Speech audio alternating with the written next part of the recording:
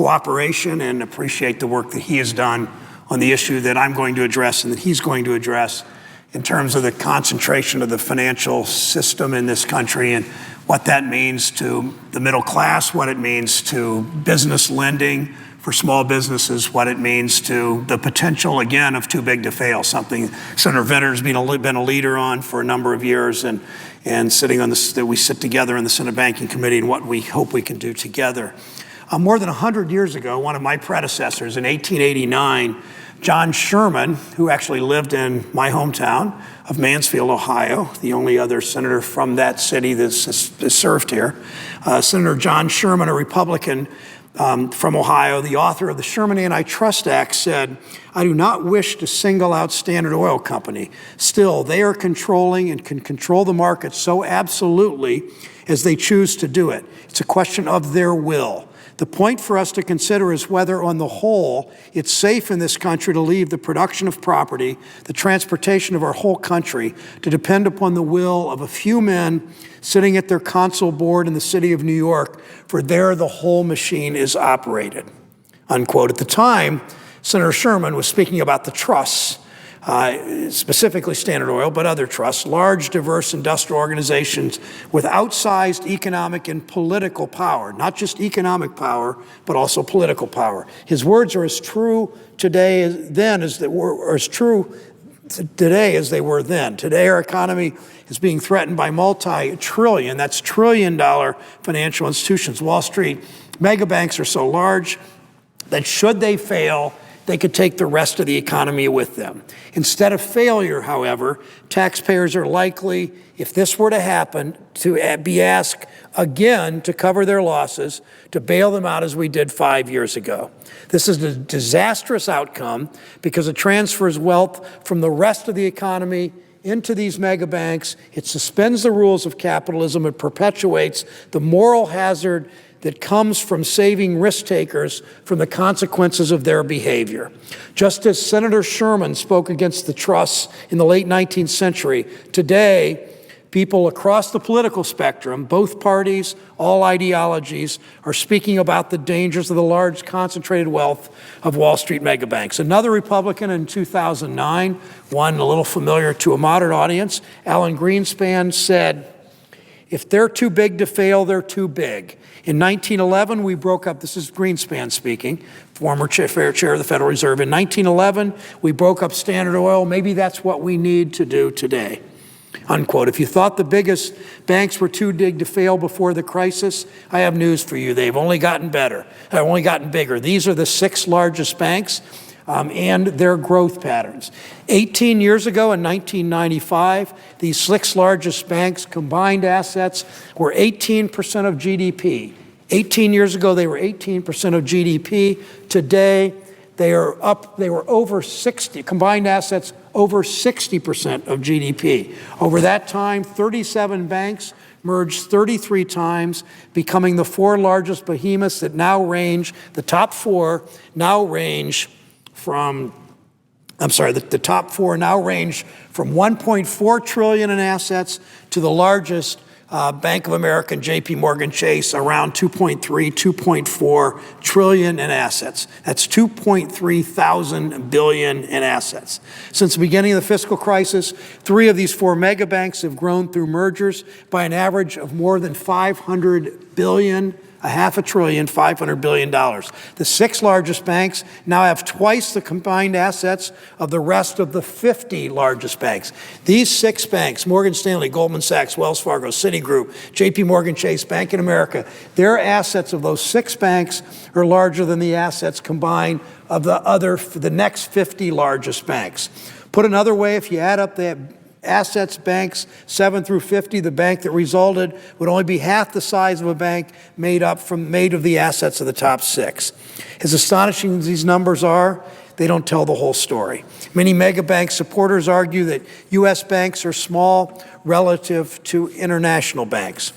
But as Bloomberg reported last week, FDIC board member Tom Honig has exposed a double standard in our accounting system that allows U.S. banks to actually shrink themselves on paper. Under the accounting rules applied by the rest of the world, the 6 largest banks are 39% larger than we think they are. That's a difference of about $4 trillion. And if that's the case, instead of being 63% of GDP under international accounting rules, these 6 banks are actually 102% of GDP. Let me say that again. The 6 biggest banks' combined assets are slightly larger than the size of our entire economy. When measured against the same standard as every other institution in the world, we see the United States, yes, has the 3 largest banks in the world. These institutions are not just big, they're extremely complex. According to the Federal Reserve Bank of Dallas, the 5 largest U.S. banks now have 19,654 subsidiaries. On average, they have 3,900 subsidiaries each and operate in 68 different countries. These institutions are not just massive and complex. I don't object so much to that. It's they are also risky. According to the regulator, the Office of the Comptroller of the Currency, and I met with him today, none of these institutions has adequate risk management. Let me say that again. In stress tests, not one of the largest 19 banks has adequate risk management. It's simply impossible to believe that these behemoths will not get into trouble again. We saw what happened with one of the best managed of the banks, have a lot of employees, some 16, 17, 18,000 employees in my state alone. In one site, more than 10,000 employees in Columbus. J.C. Morgan Chase, a well-managed bank with a very competent CEO, but a bank that not so long ago lost $6 or $7 billion. That it's impossible to believe that they will not get into trouble again, and they'll not be unwound in an orderly fashion should they approach the brink of failure. If you don't believe me, ask the president of the Federal Reserve Bank of New York, Bill Dudley. He said recently, quote, "We have considerable ways to go to finish the job and to reduce to tolerable levels the social costs of a mega bank's failures." He said more drastic steps could yet prove necessary. Governor Dan Tarullo from the Federal Reserve threw his support behind a proposal first introduced by the presiding officer's predecessor, Senator Ted Kaufman, and me, and to cap the non-deposit liability of mega banks some 3 years ago in this body.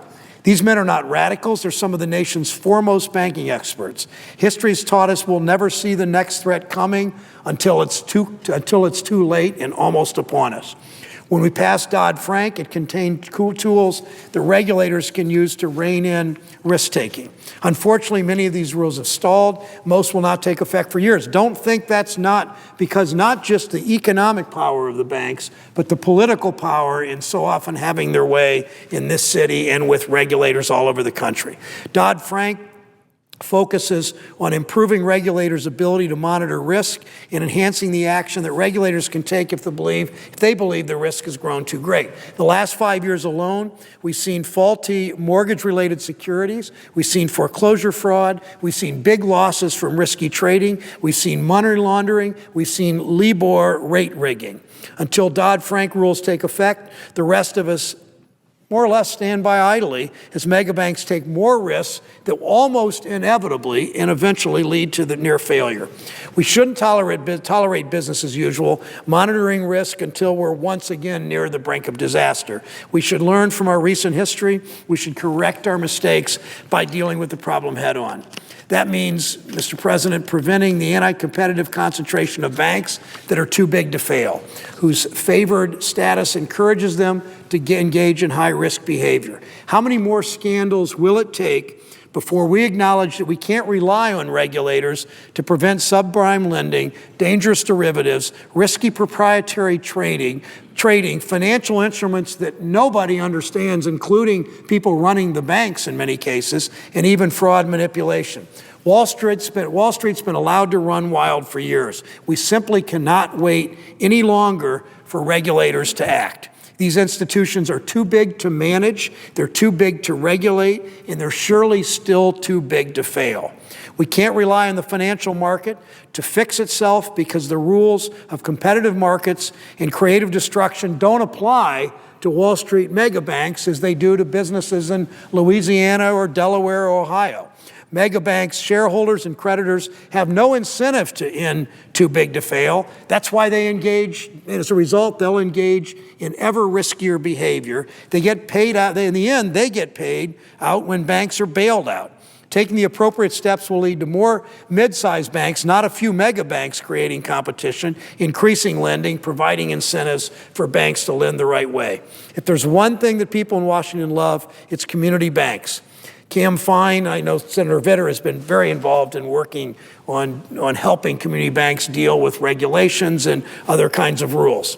Cam Fine, the head of the Independent Community Bankers of America, is calling for the largest banks to be downsized because he sees that his members, the community banks, they might be 50 million, they might be 100 million, they might be less than that in assets, but they are at a disadvantage. Just about the only people who will not benefit from reining in these mega banks are a few Wall Street executives. Congress needs to take action now to prevent future economic collapse and future taxpayer-funded liabilities. I want to, before turning it over, thank Senator Vitter, who recognizes this problem with an acuity that most don't have here, and in joining me in doing something about it. I'm pleased to announce today we're working on bipartisan legislation to address this too-big-to-fail problem. It will incorporate ideas put forward by Tom Honig and Richard Fisher and Sheila Bair. Senator Vitter will talk about his views in a moment. Mr. President, the American public doesn't want us to wait. They want to ensure that Wall Street mega banks will never again monopolize our nation's wealth or gamble away the American dream. To those who say that our work is done, I say that we passed 7 financial reform laws in the 8 years following the Depression, so it's clear there is precedent for not just one time, one fix, but a continued addressing of this problem until we know we have the strength of the American financial system in the way that it once had. Thank you, Mr. President.